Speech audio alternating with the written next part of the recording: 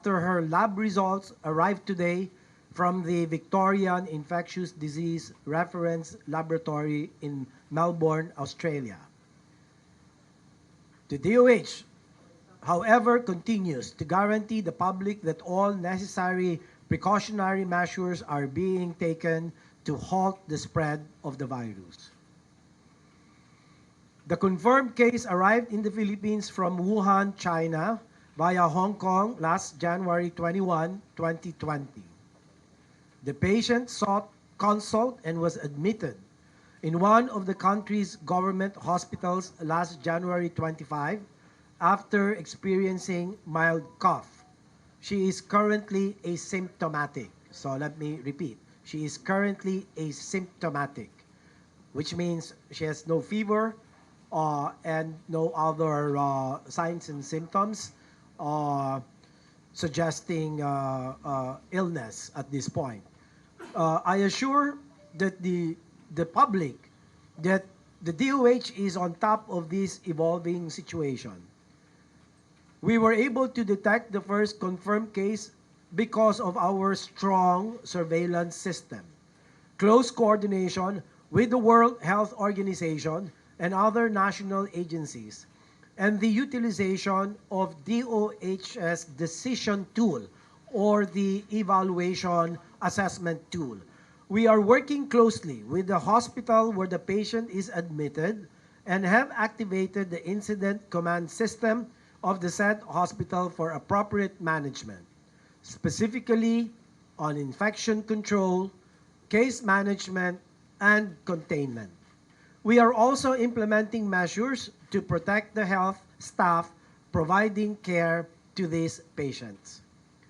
DOH is also in close coordination with the Interagency Task Force on Emerging Infectious Diseases, or EID, which includes representatives of the Departments of Foreign Affairs, DFA, the DILG, Interior and Local Government, the Department of Justice, the Department of Labor and Employment, the Department of Tourism, the Department of Transportation, as well as the Department of Information and Communications Technology, or DICT.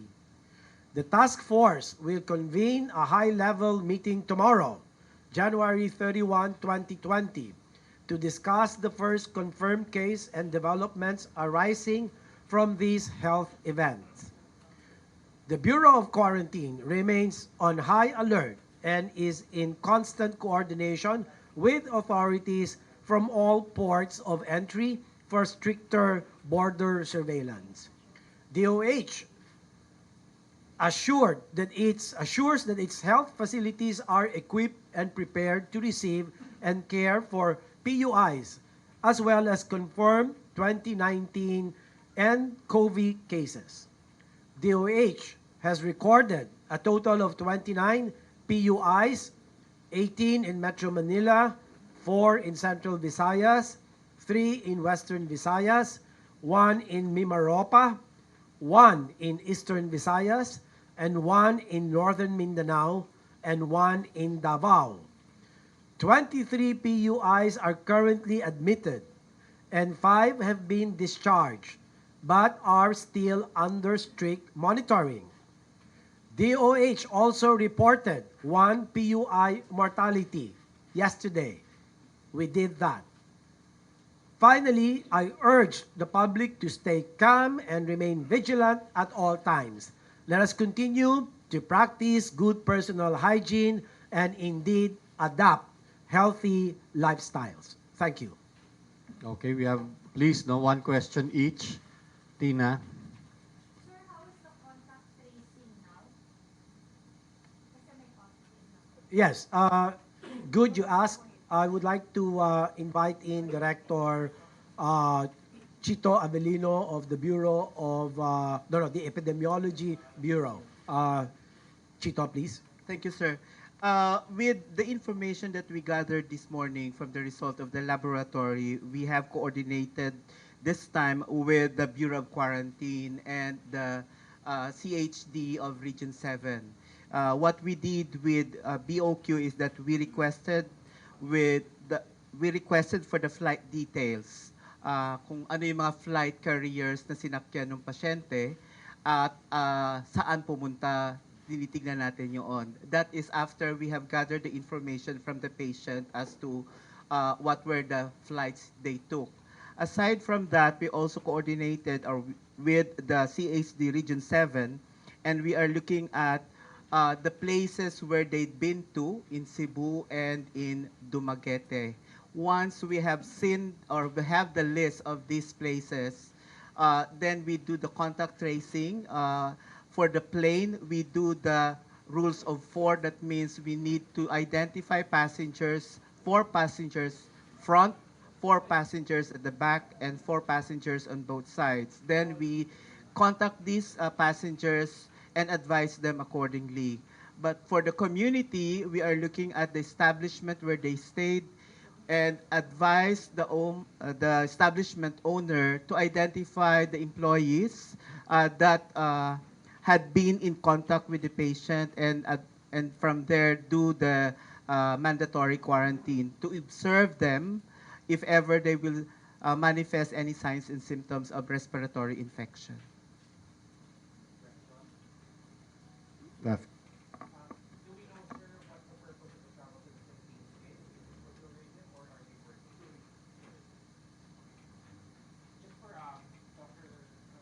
Yeah. An Australian news site has published statistics, and it indicated that the Philippines has 4 cases. Do you have any idea on this? And they're citing the World Health Organization. Perhaps they may have some sort of advanced info that we don't have. I'm surprised because we don't have that information either. We don't know how they arrived at that estimate. As you know, estimates are only estimates. We don't know what basis they used for the arriving at the estimate. We don't certainly have that information. As the secretaries mentioned, there are many patients that are considered PUIs, in fact 29, but not only one of those have been confirmed. Many others have been excluded because the tests have come negative. So I have no information as to how this institute arrived at this estimate. Dr. Dan, do you have additional information about this novel coronavirus? Is it a mild virus, or what's the survival rate at this point? So we are reiterating the most recent numbers issued by our headquarters last evening was 6,065 cases reported to WHO with 132 deaths. More recently this morning, the Chinese have reported further increases in numbers and deaths, which have not yet, I believe, been reported to WHO. But among all of these cases, as you see, there's only 132 deaths that have been reported. If you're looking at a mortality rate, you're talking of less than 3% deaths. This is much lower than previous coronavirus infections, just so that we look at it from a realistic perspective. To Dr. Radman, sir, the WHO officials at your headquarters will be meeting today to discuss the global health emergency declaration. If indeed they declare the global health emergency for nCoV, what does that entail? What are the implications? So you're correct. The DG has asked for a reconvening of the emergency committee of the international health regulations that will be relooking at the novel coronavirus situation. Part of this is because of the increased number of cases that are being reported in China, but also increasingly beyond China. I believe we have now confirmed cases from 15 other countries. So this changes the situation from the time the committee met on the last occasion on the 23rd, and they will be looking at whether this current situation and the evidence and knowledge that has been gained since the last meeting now constitutes enough evidence to classify this event as a public health emergency of international concern. Let me explain that. What would that mean? If WHO then decides to classify this as an international emergency, a public health emergency of international concern, it would then mean that we would work with member states to actively stop the transmission of this virus, and that may include restrictions that are agreed with member states to facilitate that process. What those restrictions are, we cannot tell, and that will be based on the risk assessment and the conclusions that the committee reaches this evening. But the aim of the declaration is to prevent the further spread of this disease and to control it as early as possible.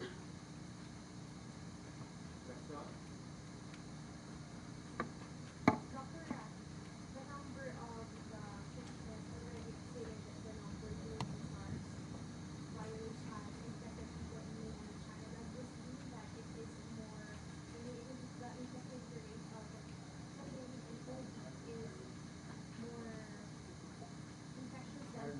is more infectious than the SARS? So the reproductive rate, the number that we look at to define the infectivity of an infection, in this case is lower than for SARS. The numbers have improved, reflecting the increased preparedness and readiness of the Chinese and the early start to the testing of people. So we have to look at it in that context and not purely compare numbers, right? We are talking 17 years later, enhanced preparedness and capacities, and larger populations. So we would have expected to see more numbers. That doesn't actually mean that this infection probably is more infectious than SARS. The numbers that we have currently does not support that. Okay, for next again, Dr. I think with the confirmation of the case now, people will clamor more for a travel ban. Can you spell out for us why is it the right decision to take now? What are the economic repercussions, the legal repercussions, Well, that has obviously changed by now, and that is why I will strongly recommend to the task force, the Emerging Infectious Disease Task Force, of whose members that I already enumerated, a temporary restriction of travelers from the entire Hubei province of China. But I believe that will still change. It could expand the number or increase the number of places depending on the assessment that is going to be done by the WHO. So we will be waiting for the assessment of the WHO and recommendation whether to add to the list some more places with a relatively higher burden of nCoV infection. Okay? So this is going to be dynamic. Secretary, we'll be seeing more of these panic people, paranoia. Advice po, are there specific guidelines if ever they feel symptoms or they have a family member who experiences symptoms? What should they be doing instead of panicking? Yes. Well, that is assuming they haven't traveled to any of the affected places in China. So you and I, it's the season of flu. Every now and then we develop coughs, colds, slight fever, weakness, body malaise, etc. And what I have been saying is to make sure that we should be very conscious about personal hygiene, such as washing of the hands for 20 seconds, palm and at the back of the hands and the digits, make that 20 seconds, and we recommend as often as you can. If not, if you have alcohol, you apply alcohol on your hands, on your palms, and then the cough etiquette, the maintaining the distance of not less than 1 meter apart from the next guy in front, at the back, or at your side. And the hydration, drinking a lot of water, because as I have read yesterday in some articles, it appears that the virus will be difficult to inactivate in low temperatures and low humidity, or dry atmosphere. So having said that, therefore, I strongly recommend as your doctor that you have to drink a lot of water, make sure your throat is moist so that the virus doesn't attach to it and gets eventually absorbed. And then, of course, the intake of nutritious food stuff rich in vitamins A, C, D, E, and also mineral zinc. You can get that included in the multivitamins that you take.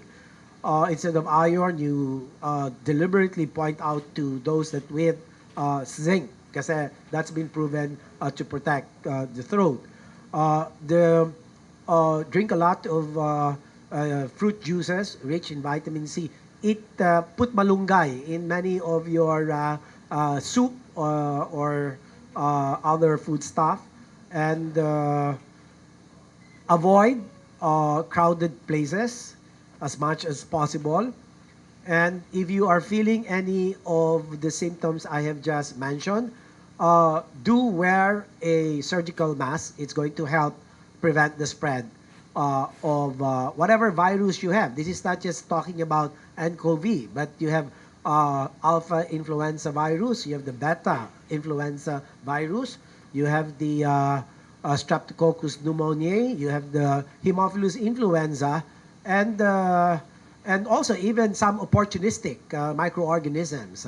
Because if your resistance is weak, then even the ubiquitous organisms that we breathe every now and then will tend to cause disease in people with very poor immunity. Take two more questions. Sir, yun lang pong detalye sana nung na-confirm natin case. Ito po ba yung kasama dun sa pinigil sa Hong Kong? Tapos po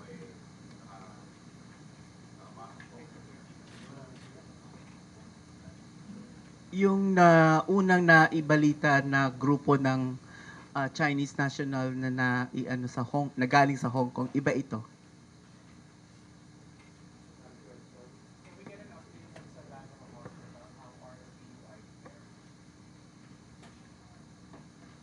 You can ask the director of Salata later. Is there. Last question, please. Sir, additional information about the patient. If the patient is Manila origin of 307, the generic name. In Manila.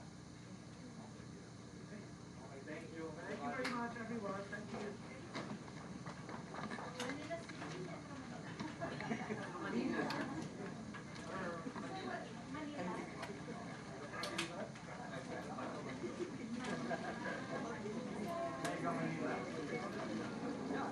Manila.